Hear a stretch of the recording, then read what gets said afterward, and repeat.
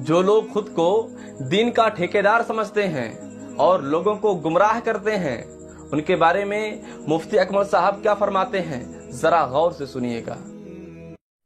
خدا رس خوش فہمی سے باہر آؤ، سنیوں باہر آ جاؤ۔ یہ ہمیں دھوکے میں مبتلا کیا گیا ہے کہ تم نبی کے نام کے نعرے لگاؤ، نعت خوانی کرو، نجات پا جاؤ گے۔ کوئی ایسے سٹینڈرڈ شریعت نے نہیں دیا۔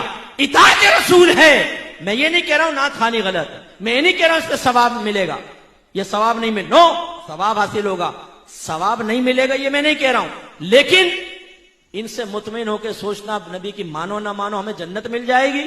میدان معاشر میں پہنچیں گے تو فرشتے آئیں گے، حضور ٹنڈن سنی صاحب آپ یہاں کھڑے، جنت تو آپ کا انتظار کر رہی ہے، اور یہ مٹکتا ہوا جھومتا ہوا سیدھا جنت میں چلے جائے گا۔ مفتی صاحب لائن میں لگے ہوئے ہیں، یہ پپو نکل جائے گا وہاں پہ، کیونکہ ہر رات یہ نعت خوانیوں میں بیٹھا کرتا تھا۔ بھائی کل ہاتھو برہانکم ان کنتم صادقین، لائیے، اگر آپ کے پاس دلیل ہے تو پیش کر دینا۔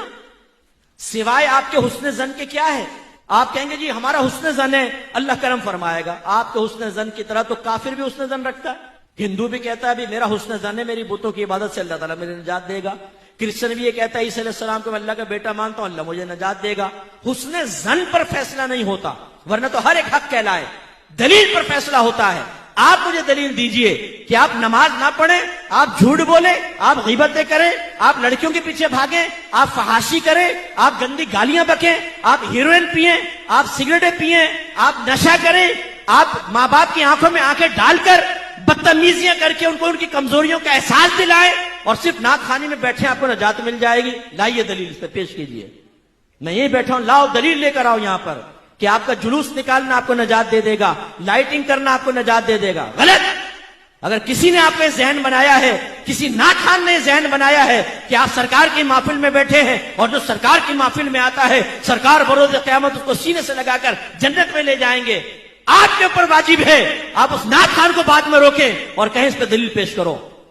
ٹھیک ہے ہم تمہاری بات مانتے ہیں، نہیں مانتے مفتی صاحب کی بات، وہ ڈانٹ کے چلے گئے، سخت لہجے میں گفتگو کی، تم نے بڑی پیاری بات کہی، لاؤ دلیل دو۔ جب تک نعت خوان دلیل نہ دے بند کر لینا اس کو گھر کے کمرے میں، بولنا کہ نہیں جانے دیں گے۔ تم نے کیسے دھوکے میں مبتلا کیا، تم نے ہمیں نمازوں سے دور کر دیا، تم نے تقوی سے دور کر دیا، حرام کھا کھا کر نعت خوانیوں میں آ کر بیٹھ کر ہم سب سمجھتے نجات ہو جائے گی، کیسے ہو جائے گی؟ جو حرام مال کے ساتھ حج کرے نبی کریم فرماتے ہیں اللہ اس کو حج قبول نہیں کرے گا۔ ایک روایت میں فرمایا ایک شخص ہاتھ اٹھا کر اللہ کی بارگاہ میں دعائیں کرتا ہے، گڑ گڑا کر دعا کر رہا ہوتا ہے، لیکن اللہ تعالیٰ اس کی دعا کیسے قبول کرے؟ اس لیے کہ اس کے جسم پر حرام ہے، اس کے پیٹ میں حرام ہے، تو اللہ کیسے اس کی دعائیں قبول کرے گا؟ یہ آپ کی شریعت یہ ہے۔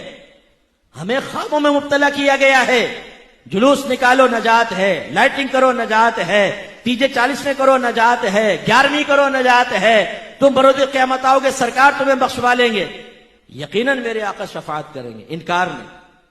لیکن جب ایمان بچا کر لے گئے تو ایمان ضائع ہو گیا گناہ کر کر کے، پھر تو کافروں میں پھر شفاعت نہیں۔ اور فرض کر لیں ایمان بچا کر لے گئے اور گناہوں بھری زندگی گزاری، سرکار نے شفاعت فرمائی، یہ یقین لے کر گئے، یقین رکھیں اس کا انکار نہیں۔ لیکن کیا یہ بہت بڑی بے مروتی نہیں ہوگی کہ ہماری ہر طرح کی گندگی کے باوجود سرکار میدان معاشر میں سینے سے لگائیں؟ کیا پھر ہمیں نبی کریم کے ساتھ یہ رویہ رکھنا چاہیے؟ صرف اس بھروسے پہ کہ سرکار ہمیں بخشوا لیں گے ہم ان کی نافرمانی کرتے چلے جائیں؟ غلط بات ہے۔ یہ میں اسی لیے دل چلاتا ہوں جتنے نعت خوان جن کو آپ نے دین کا ٹھیکیدار سمجھا ہوا ہے نا کہ یہ ہمیں جنت تک پہنچائیں گے، ان سے آپ شرعی مسائل معلوم کر لیں، ان تک کو پتہ نہیں ہوگا، ان کے گھر میں ان کی ازواج کو پتہ نہیں ہوتا ہے۔ سب کی بات نہیں کر رہا ہوں لیکن اکثر کو میں جانتا ہوں۔ ویسے آ کے ایسا آپ کے سامنے شعر پڑھیں گے جیسے دین اگر انہی کے ساتھ درس چل رہا ہے، ورنہ یہ نہ ہو تو دین ہی ٹھپ ہو جائے گا۔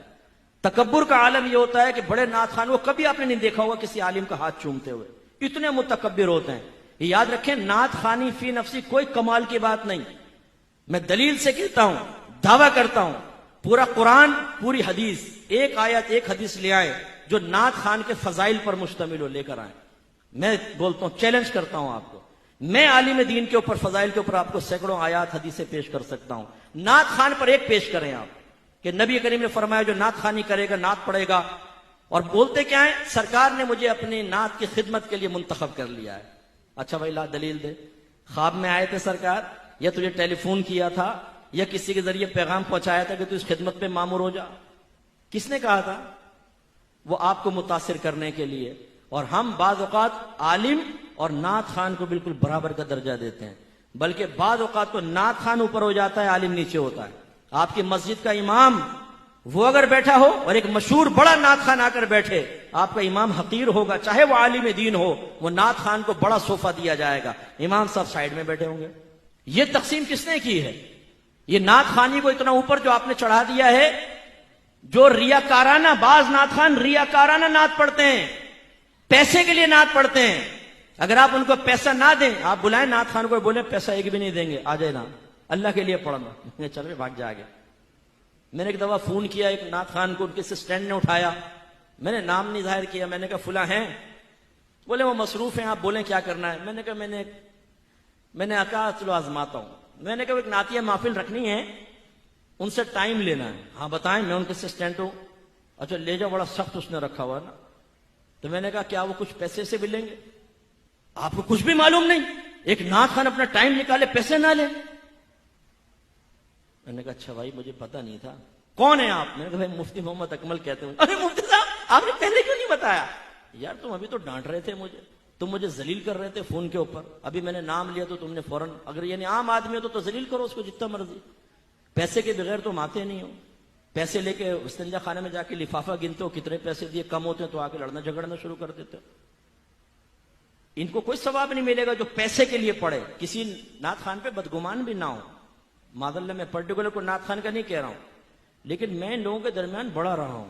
یو کے میں نے کتنے سفر کیے ہیں، یہ گاڑی میں سوتے رہتے ہیں نماز نہیں پڑھتے، جہاز میں سوتے رہتے ہیں نماز نہیں پڑھتے، لیکن وہاں جا کے جب نعت خوانی کریں گے اوئے ہوئے ہوئے ہوئے لگتا ہے پورا دین کا درد ان کے اندر آ گیا، روئیں گے اور یہ اور رلا دیں گے پبلک کو، اور نماز پڑھیں گے نہیں. یعنی کیا کر رہے ہو؟ اور آپ نے ان کو ہیرو بنایا ہوا ہے.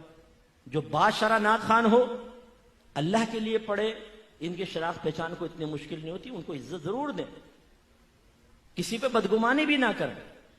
لیکن میں آپ کو جو بات سمجھانا چاہ رہا ہوں وہ یہ کہ آپ اگر صرف اس خوش فہمی کی دنیا میں نعتی اشعار سن کر گم ہو گئے تو یاد رکھیں اس کا انجام بڑا دردناک ہے. معیار بنائیں اپنے نبی کی تعلیم کو، معیار بنائیں صحابہ کرام کو. بس آخری سوال، بیان ختم. یہ بتائیں کسی صحابی نے ایسا کیا کہ انہوں نے سارا دن نعت خوانی کی ہو، ساری رات نعت خوانی، اور بیٹھے بیٹھے سرکار کے یا رسول اللہ یا رسول اللہ یا رسول اللہ یا رسول اللہ کے تسبیحیں پڑھی ہوں اور نعرے لگاتے ہوں باہر نکل غلامی رسول میں موت بھی قبول ہے، لیکن پھر نہ نماز پڑھی، نہ روزہ رکھا، نہ قرآن کی تلاوت، نہ جہاد پر گئے، نہ جماعت سے نماز پڑھی، اور وہ معذاللہ گناہوں میں لگے رہے. لیکن جب ان سے کہا گیا کہ آپ یہ کیا کر رہے ہیں تو کہا کہ دیکھو تسبیح تو پڑھتا ہوں سرکار کی، نعت خوانی بھی تو کر رہا ہوں، سرکار کے نام کے نعرے تو لگا رہا ہوں، تو نجات ہو جائے گی. ہے کوئی ایسی مثال؟ بولے ہے نہیں ہے نا. لیکن ہمارے ہاں ہیں، مثال نہیں مثالیں ہیں. ہم خوش فہمی میں مبتلا ہیں. یہ محافل ضرور کریں، اللہ تعالیٰ اس پر ثواب بھی دیتا ہے. اگر اس کی رحمت جوش میں آئے تو بخشش و نجات کا ذریعہ بھی بن سکتی ہیں، لیکن گارنٹی نہیں ہے. اصل چیز معیار شرع کیا ہے؟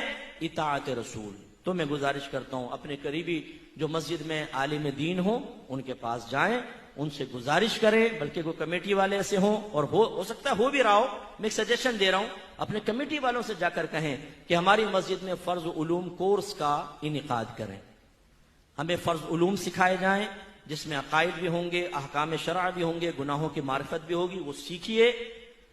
اور اگر آپ کو اور اپنے گھر کی بہنوں کو سکھائیے، نیک بنیں گے انشاءاللہ آپ کو فائدہ ہوگا، ان کی ازدواجی زندگی بہتر ہوگی، آپ کو فائدہ ہوگا. اللہ تعالیٰ عمل کی توفیق عطا فرمائے. وآخر دعوانا ان الحمدللہ.